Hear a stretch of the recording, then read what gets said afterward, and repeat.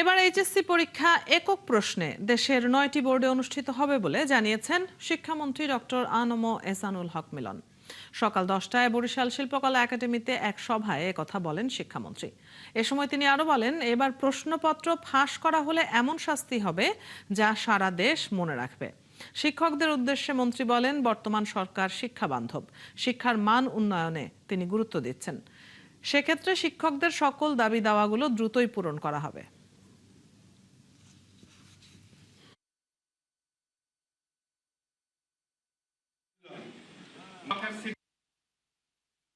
এবারের পরীক্ষা একক প্রশ্নের পরীক্ষা।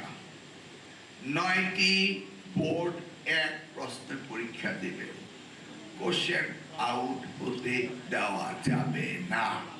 হলে পরে কঠিন পানিশমেন্টের ব্যবস্থা করা হবে, কোনো ছাড় দেওয়া হবে না। এমন পানিশমেন্ট হবে যে সারা জীবন বাংলাদেশ মনে থাকবে।